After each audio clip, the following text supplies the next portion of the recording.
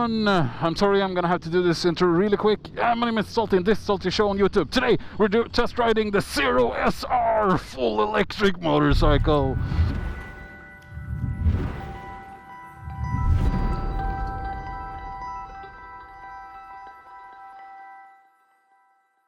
Okay, we only have 15 minutes, so we're gonna go for a quick ride here.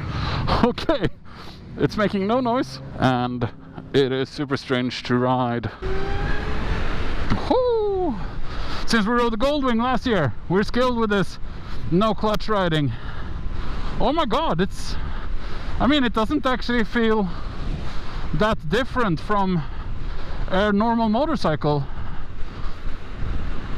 I mean, it's very similar to the Gixxer S I rode last year.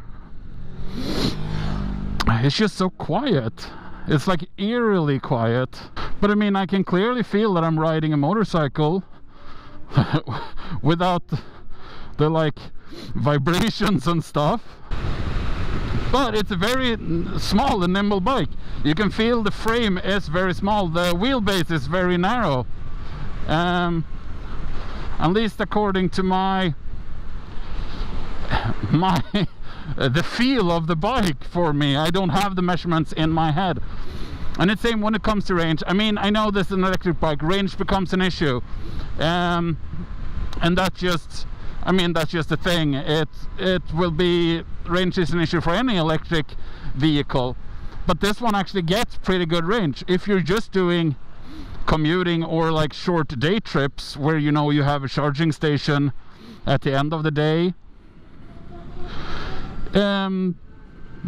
It still works pretty darn good.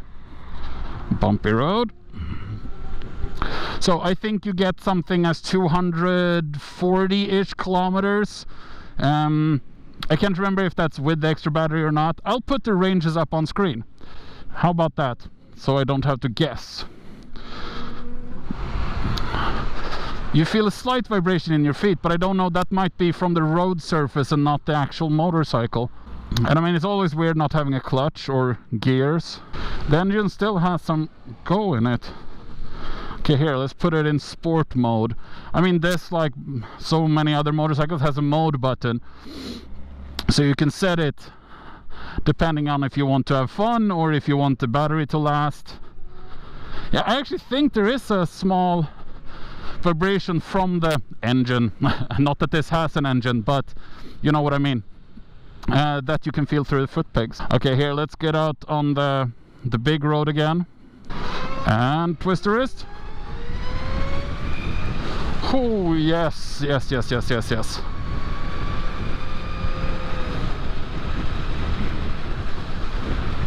Oh my god, this is so interesting. I mean, it's such a weird sensation because you don't have the vibrations and stuff and no noise. I mean, you can hear like a slight hum. And when you turn the throttle, you can hear the hum. You can hear the hum increasing. But I mean, it's like, you know, if you have a computer that easily overheats, and then you hear the fans like go up in RPMs. It's kind of like that. But I mean, all the controls feel, I mean, you can really feel that you're riding a motorcycle. It doesn't feel any different just because it's electric. Yeah, there is no clutch and there is no gear lever, but more than that, I mean, it's just like riding any other motorcycle. I mean, the brakes are really good. They feel just like any other like sport bike brakes. They're very sharp.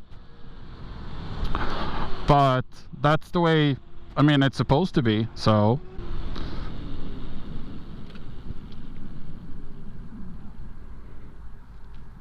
I'm gonna let the dogs pass. See how the balancing is for this motorcycle. I mean, I can balance on it and my balance is horrendous.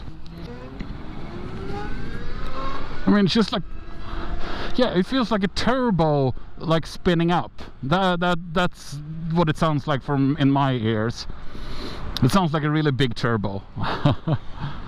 Oh yes, that brakes. But I mean, in all respects, this is still like, I can't, I mean, I've already said it, but I can't stop saying it. It just feels like it shouldn't feel like a motorcycle, but it totally does. I'm so happy I tried this. Now I keep noticing how much sound there is in my helmet, with like wind noises when I turn my head and stuff. Usually you don't hear that over the engine noise, but now it's like, even just in 50 when I do a shoulder shake, I'm like, is my helmet really that loud? It's gonna be a lot of traffic here, but yeah, we're gonna do one more acceleration test in sports mode here. And twist the wrist. Ooh, okay, yeah. Oh, there's the cops. Okay, I'm gonna talk through the tunnel here because I need to give this bike back now. But for me, I really like a bike like this. And you know me, if you've seen my stuff before, I like to take long trips. And with an electric bike, that becomes a bit harder. But doing it in a country like Norway, I don't think would be impossible. Would it require a bit more planning and a bit more money? Yeah, sure it would. Because you can't just stop at random like campgrounds. Saying that though, most campgrounds and hotels in Norway will actually have a charging station. It might not be a quick charge station, but they'll have a charging station, so you can still charge your motorcycle overnight. And then you need to make sure that you travel well within the battery's range every day. So of course it will require a bit more planning, but I still think you can do it. I don't think it's impossible. It's so weird setting off. It's like no engine noise and no clutch, and it's just like, am I moving now? So I still think this is possible to take as a long trip bike. Yes, it will require a bit more planning and stuff, but I mean, I know these are the future, because I mean, we're not going to be able to rely on fossil fuels to run our motorcycles for that much longer. So in some, I mean, not that far away, everyone is going to have to switch to these. But I think so far I'm fine with it. I mean, it's still a fun bike. Yes, I will miss the sound, and yes, I'll miss the like grunt of the engine, and you feel the vibrations and the power and stuff. But I mean, I still think I could live without it. So I mean, it's not a, no, I think I can live with this. I'm fine. I'm fine with these kinds of bikes. I mean, it was a real fun experience. I like it. I like it.